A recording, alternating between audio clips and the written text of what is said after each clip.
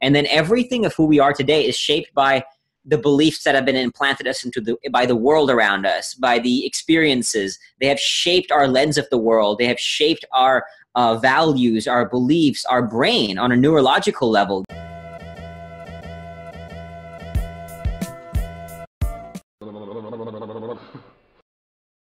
Hello, everybody, and welcome to the Strategy Show. I am Simon Severino, your host. This episode is brought to you by the Strategy Sprints. The Strategy Sprints does only one thing: strategy in sprints. Strategy means improving your monthly revenue and gaining massive market shares. In sprints means doing it in fast execution sprints and with short project cycles that give your team the possibility to celebrate progress week by week so that they get more energy and more willingness to go into the next sprint. We are trying to bring our community the best possible knowledge and tools that really work out there in the field. So we are searching for guests who lead their field. And I'm super honored that today we were able to have Akshay Nanavati here. Hi, Akshay. Hi, Simon. Thanks for having me back, my friend. It's so great to have you here again, because today we are going to challenge the self-help assumption of find yourself. We want even to go the opposite side and say, do not find yourself, stop finding yourself, start creating yourself. What do you mean by that, Akshay? Yeah, like you said, we often hear that paradigm, that belief that just find yourself. And I think it's deeply flawed because it's obviously that the assumption then is that there is a self to find. But see, the reality is who we are is ultimately shaped by our genetics. So from the moment we were born, we're shaped by our genetics. And then everything of who we are today is shaped by the beliefs that have been implanted us by the world around us, by the experiences. They have shaped our lens of the world. They have shaped our values, our beliefs, our brain on a neurological level. Our brain physically changes. As a quick example, they did this brain study with London taxi drivers, and they had a larger hippocampus, which is the part of the brain associated with memory, because of how well they memorize the streets of London, the taxi drivers out there. So my point being is the world around you shapes you. So when you say find yourself, it assumes there's a self to find, but there is no self to find. We are just shaped. So what if we really want to be someone, we got to create ourselves, not find ourselves, but create ourselves. And we got to create that every single moment of every single day. Who do you want to be? Like, we might have all had a bad hand dealt to us in life, right? Now, as an example, I was born with a blood disorder that 2 doctors told me would kill me in Marine Corps boot camp. I have flat feet. I have scoliosis. I haven't put my brain in a scanner, but because of how much I've struggled with drug addiction, alcohol addiction, and I look at my patterns, I would almost guarantee that I have some dopamine wiring in my brain that's like the dopamine receptors are somewhat flawed. Now that's some, and there's genetics to that. My mom and my grandma, they've all struggled with depression and mental health issues. So I've had that, but now I can look at that and say, that's just there. That's cool. But I'm not going to let that define me. Well, how am I going to make that work for me? That same addictive personality that once drove me to drinking a bottle a day now drives me to run ultra marathons. You know what I mean? And to build my business. So it's on us to not but create ourselves every single day. And there's a beauty in that. There's actually it's really empowering, because now I get to decide who I want to be, separate from how the world has shaped me. All that stuff we've all been through in the past, how our parents did something. And I have great parents, by the way, but no parents are perfect. They say they do things and sometimes plants a seed and all that kind of stuff. How the world might have affected us. That stuff doesn't have to shape me. I can acknowledge it's there and what it's done to me, but now I can create myself every single day. And that's really empowering. This is so beautiful. And again, we have similarity. I had scoliosis, and I was born with a heart problem, small heart. Oh, wow. That could be serious if you find it later during a marathon. But if you have it from birth, you can control it, you can have it. You just have to train more. So if we say find yourself, if I just elicit, or if I just take a lens and see what is my mind telling me, then my mind could easily tell every day, you have a heart which cannot endure stress. You have a back which is not strong. Yeah. Carry responsibility. That would be the default mode, because that's what I heard from doctors. That's what I heard from the outside world, and I took it in. So on an identity level, I could say to myself, you are not strong to carry stuff. And I probably did for 30 years. Yeah, yeah. But when you start like you do, facing that, looking at that and say, okay, if you find stuff, okay, that's what you find, but you can shape it, you can Yeah. you can change it. Yeah. And so I said to myself, do I want to stay with this scoliosis thing? No, I'm going to swim. I'm going to have a swim coach and to learn the technique. And so to make my back stronger. So I started once a week and then every day. And then I changed the script. So now I know I am a swimmer. I am a swimmer. And a swimmer has a back that is so strong, I can carry anything. I can carry emotions of my family. I can hold stuff. You created yourself. I love it. And when you say, I am a swimmer. So it's a positive, strong. Then I went into triathlon and I can endure stuff. I know I can endure stuff. Exactly. And you created that through effort, right? We're not born with some magical self, right? We are all molded by our world around us. That's why the idea is, who am I? What is it? There is no magical self that we are not born inherent with something inside of us. We create it over time. And so it's really important to stay present to that. I guess it wouldn't work if you just try to fake it and tell yourself something like I can endure stuff, but you not really have experienced that you can endure, like a marathon, something where it hurts, but you know that you will go through that dip and not give up and just hold it and overcome it. Yeah, ultimately, I mean, to your point, when we touched on this, I think when we spoke in the first week, is that you have to go out there and suffer. Like a lot of self-help in the I'll see in the self-help world, that people will say, look in the mirror, tell yourself you're great, I love myself. But look, if you look in the mirror and you don't see something you like, don't sugarcoat it. You know what I mean? Like if I look in the mirror and see that I'm overweight, I'm not going to be like, I love my body no matter what. No, man, I don't like what I see. Let me go do something about it. You know what I mean? It's not just, I'm not devaluing me as a human being, but I don't like this part of me. Let me go do something about it. I just think we're way too soft on ourselves in this world.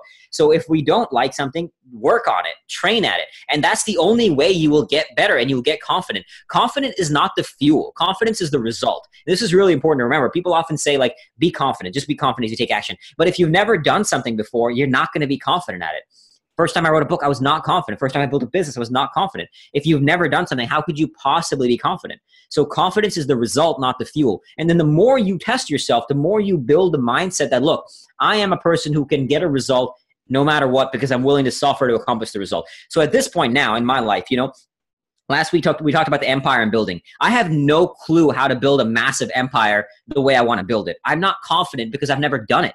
But what I am confident is my ability to endure suffering to accomplish a result because I've done it plenty of times, from joining the Marines when doctors told me what boot camp would kill me to already building a business, all these things, like running ultras, all this stuff that I've done. So you build confidence by pushing into pain, pushing into suffering, going into those spaces. Put yourself in situations where one part of you wants to fight and the other wants to quit. And the more you put yourself in those situations and the part that wants to fight, it keeps winning. You're now building that resilience. You're about building that strength. You're building that grit. Or like my mantra is suffer well. That's like 2 words that represent the ethos of Fearvana, suffer well. You do that and you build a mindset to do anything.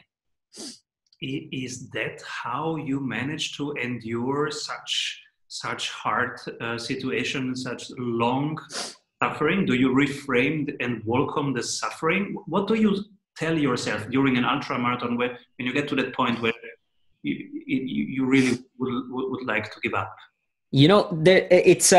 Sometimes I allow myself to go into victim mode for just a minute. I'll be like this. Like I remember when I did a 72-mile run a few weeks ago, mile 48 hit, and I was at a soul crushing low. I mean, just miserable. I was 48 hit, miles hit. I'm just sitting there and I just go into super victim mode. This sucks. I hate life. I hate everything. I want to quit. And then I'm like, all right, cool.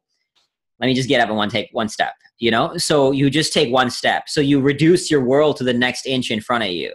Just one step. And then one step becomes 24 miles later. Here I am at 72 miles. You know what I mean? So you build it. But part of the thing now is I do this because I want to suffer. Like I'm not looking for easy. If I was looking for easy, why in God's name would I run 72 miles? So I do this to suffer because I know that only by entering those spaces will I learn something about myself. So when I'm in there, I tell myself that, there's different avenues. Sometimes I'll remind myself that, dude, look at everything you've done in your life. I call that your spirit armory. You tap into your warrior spirit. All the things you've accomplished, you pull from that when you need to. So when life is dark, when I'm at that low point, I'm like, dude, you remember that 72 miler? Remember that 80 miler? You've done this. You've done more. You went through boot camp. You were in a Marine. So that's one thing, is talking to yourself empoweringly. Otherwise, and you have to find where you fit on this line. Other times I talk to myself in a very dark way. I'll say things like, you remember your friend who died in the war? That should have been you. Suck it up. You don't deserve to quit now. If you quit now, you deserve a coward's death. Or, earn this life. So sometimes the things I say are very positive. Sometimes the things I say are very dark. But you just use what you use when you need it. So sometimes the dark stuff keeps me going. Like, suck it up. You have no right to quit, and that stuff will keep me fighting. Other times I'll say positive things. But ultimately, I know that I go there at this point now, because I've done it a lot. I go there consciously knowing that being in that moment, like if I haven't entered that moment, at least on a run, at least on one of these runs, I haven't worked hard enough. I'm not saying I do this on every single run, obviously. There are lighter runs that I do, but especially if I'm going out there like on a weekend long run, I have to enter a moment where I say this really sucks, and you enter that space, and only then are you going to grow. So you are seeking transformation when you do it. Absolutely. You seek evolution. Evolution happens through the suffering. You seek the next level of yourself. Like, you cannot grow without suffering. I mean, if you want something you've never had before, you're going to have to do something you've never done before. If you do the same thing over and over again and expect different results, insanity, right? That's the definition of insanity. So if you want something new, you're going to have to do something different, which means you're going to be uncomfortable, which means you got to take a risk, which means you're going to go through some pain, some suffering. But what got you here won't get you there. As Marshall Goldsmith wrote that amazing book, right? What got you here won't get you there. So wherever there is, if you want to evolve into something you don't have right now, you're going to have to do something differently. And the only way to discover that is go into new spaces of discomfort, new spaces of pain. And you'll find something through that. You want to make your sales more repeatable and reliable? Do you want to have less volatility and more growth in your revenue per month? At Strategy Sprints, we do only one thing: strategy in sprints. Strategy means having more revenue through a better offer. In sprints means having more energy in your team every week. Check out if your ROI is as high as it is for most service-based and online businesses and startups we work with, which is over 100%. You can see it in just 15 minutes by going to strategysprints.com/sales and completing our online exercise to know what your ROI would be with our accelerator program. We are ready to sprint. Are you? If somebody now is asking themselves, okay, I stop finding myself, I start creating myself. How can I do it? How do I do it in the morning, in the evening? What's the process? What are some tools that are helpful? Sure. One, if you, like, depending where you're at in your journey, if you have clarity on a path, like, I recommend creating a philosophy statement, a mission statement, a vision statement. Companies do this. Even do it for yourself. So that gives you clarity. It acts like your North Star, right? Like, who do I want to be? So I have a mission statement. Mine is to inspire, empower, and train our human family to transcend suffering in order to become their personal legend and live a life of boundless bliss. So it's a long mission statement, but I remember it. It's in me right now, right? To inspire, empower, and train my human family to transcend suffering. So that becomes my North Star, my compass, right? I use that to create myself. That's how I'm creating myself every single day. Is, am I following that mission? I also have a philosophy statement. A philosophy statement is my core ethos. Like, what am I about? My philosophy statement is the path to inner peace is the pursuit of a worthy inner war. So I can ask myself, am I pursuing that inner war? Am I creating myself by seeking out that next inner war? So getting clarity on who you are and what you stand for can give you a path on, are you following that to create yourself, to build you into a better you every single day? Another thing that I learned from another friend and mentor of mine is I don't like to think of myself in pass or fail. I think of myself in versions. So I might be Akshay 72 right now. And let's say I go through the next barrier, the next hard thing. That transforms me into Akshay 73. There's no such thing ultimately as failure. Failure is a relationship to an incident, right? This thing happens and yes, I fail. Let's say I I don't get a client, so I failed. But no, that's a lesson. And it helps me get to the next version of myself. So we are always seeking that next version of ourselves, right? So that's one thing. But fundamentally, I mean, the point that I make, to create yourself, go suffer. It doesn't have to be running ultramarathons. Go do a hard 20-minute gym session. Go talk to somebody who, talk to a man or a woman in a bar. That's really scary. Do things that scare you. Jump out of a plane, obviously with a parachute, skydiving, go skydiving, go rock climbing, do things that scare you, because that will create a new you. So having clarity of purpose, clarity of mission, suffering. Another great way to create a new you is to be still. Go into stillness. Go deeper within. And this is paradoxical because you're going deeper within to find something, but it's a hard thing to go deeper within and confront your demons. I recently spent 7 days in pitch darkness, isolation, and silence just to go deeper within. And the lessons that came through allowed me to create a new self. Another great tool is exactly what you do. Surround yourself by people who are smarter than you. Get a coach, get a mentor. Because I have mentors, as I told you, I have mentors, I have coaches. When you surround yourself with people who are more advanced than you at whatever the thing is, whatever the path is, spiritually, in your business, in fitness, whatever, who are more advanced than you, they have a different way of looking at the world. So they will help you look at the world differently. And you have to be obviously open to that. And then you can say, oh yeah, I didn't think about that. That's a new way to look at the world. So putting yourself in situations with people who are really more advanced than you is how you will grow. And then you can create a new self by learning from them, by imbibing their wisdom and taking in their knowledge to help create a new you. Those are just different ways to do that. I love how value driven you are.